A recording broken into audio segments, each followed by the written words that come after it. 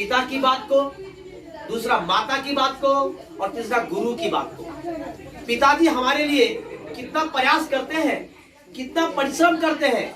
मौसम कोई भी हो, चाहे ठंडा हो, वो ठंडा में ठिठुरते हैं, गर्मी में जलते हैं, बरसात में भीगते हैं। वो इसलिए काम करते हैं ताकि उनके बच्चे को दिक्कत ना हो। एक पिता अपने नींद का त्याग करता है, अपने खुशियों का त्याग करता है। एक पिता अपने लिए 2 रोटी कम खाता है। क्यों कम खाता है? इसलिए कम खाता है एक पिता, ताकि उनके बच्चे का पेट भर सके, उनके बच्चे लिख पढ़ सके। इसलिए एक पिता अपने जीवन में त्याग करता है। एक पिता जब बाहर से काम करता है, कभी कभी उनको लगता है कि 2 रुपया 5 रुपया का हम भी बाहर कुछ खा ले, मगर वो पैसे को बचाते हैं।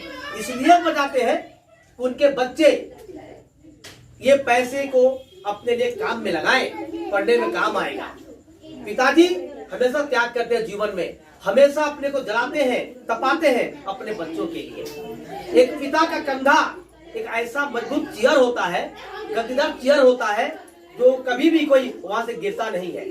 तुम तो शॉपिंग मॉल में जाओ, सिनेमा हॉल में जाओ, ट्रेन में जाओ, कहीं भी जाओ, सीट पर बैठने का टिकट लगता है, पैसा लगता है, लेकिन पापा का कंधा पर बैठने का कोई टिकट नहीं लगता है। एकदम फ्री, जीवन भर फ्री और एकदम मजबूती के साथ, कोई खतरा नहीं।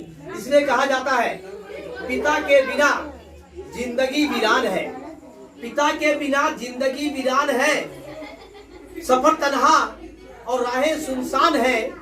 पिता ही धरती, पिता ही आसमान है और पिता ही खुदा और पिता ही भगवान है। माँ अपने बच्चों के लिए नींद का त्याग करती है, भूख का त्याग करती है, प्यास का त्याग करती है, खुशियों का त्याग करती है। उनका भोर में 7 बजे है तो माँ 4 बजे उठ जाती है बच्चों को टिफिन बनाने के लिए, स्कूल भेजने के लिए, खाना खिलाने के लिए, उनको नहलाने के लिए, रेडी करने के लिए माँ उठ जाती है। अगर कभी बच्चे का तबीयत बिगड़ जाए तो माँ गोद में बैठाकर सारा रात जाग जाती है, मगर सोती नहीं है। ये माँ होती है। अगर खाना बना लेती है माँ तो सबसे अंत में खाती है, जो बच जाता है वही माँ खाती है, और कम भी मिलेगा तो बोलती नहीं, खा लिए, पेट भर गया। ये माँ होती है। माँ का गोद ऐसा झूला होता है, इस झूला में तुम कितना झूल लो मगर पैसा नहीं लगेगा। अब मेला में जाओ, झूला झूलो तो 100 रुपया, 150 रुपया, लेकिन मम्मी का गोद ऐसा झूला होता है, भगवान का झूला, खुदा का झूला, हमेशा फ्री।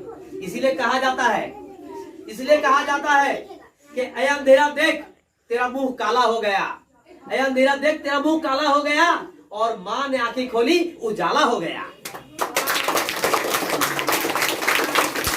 और दूसरा है गुरु जी।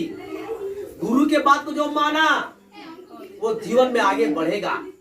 शिक्षक हमें ज्ञान देते हैं, उस ज्ञान से हम अपने माता पिता भाई बहन को समझते हैं, परिवार को समझते हैं, देश को समझते हैं। ज्ञान से हम ईमानदार बनते हैं, त्यागी बनते हैं, सेवक बनते हैं। हम ज्ञान के द्वारा अपने माता पिता के सपनों को पूरा करते हैं, देश के सपनों को पूरा करते हैं। इसलिए गुरु का सम्मान करना चाहिए। गुरु सड़क के समान होते हैं, हम उस पे चलते हैं सड़क पे और चल के अपने मंजिल को पाते हैं, और गुरु वही रह जाते हैं। मगर कभी कभी गुरु को भी तकलीफ होता है, हम सड़क को छेद कर देते हैं, गड्ढा कर देते हैं, पान खा के थूक देते हैं, गंदा करते हैं। गुरु के जीवन में तकलीफ आता है, परेशानी आता है, मगर गुरु का सपना होता है उसका बच्चा, उसका शिष्य, उसका चेला हमेशा आगे बढ़े। इसलिए कहा जाता है, और कबीर जी कहते हैं, इसका मतलब बहुत ही गहरा है। कबीर जी कहते हैं कि धरती सब कागज करो, लेखनी सब बन राय, 7 समन की मसी करो, गुरु गुरु लिखा ना जाए। इसका मतलब होता है कि गुरु का जो ज्ञान है, कबीर कहते हैं गुरु इतने ज्ञानी है, इतने काम के हैं, इतने महत्वपूर्ण है कि पूरा धरती को हम कागज बना लेंगे, उनके गुण को लिख नहीं पाएंगे। और पूरे जंगल को पेंसिल बना लो, कलम बना लो, और पूरे 7 समुद्र के जल को स्याही बना लो, फिर भी गुरु के गुण को लिख नहीं पाएंगे। ये है गुरु जी। इसलिए तुमको सफलता पाना है जीवन में तो माता पिता का बात मानो, गुरु का बात मानो। अगर तुम माता पिता और गुरु के आंख में आंसू देते हो, रुलाते हो, परेशान करते हो, तो जीवन में कुछ नहीं कर पाओगे। और जीवन में अगर कुछ करना है तो अपने माता पिता और गुरु का बात मानो और उनके चेहरे पर खुशी रखो। अगर तुम उनको खुशी कर दोगे तो तुम्हारा जीवन सफलता से भर जाएगा। एक बार फिर से तुम सभी के लिए धन्यवाद। Thank you very much.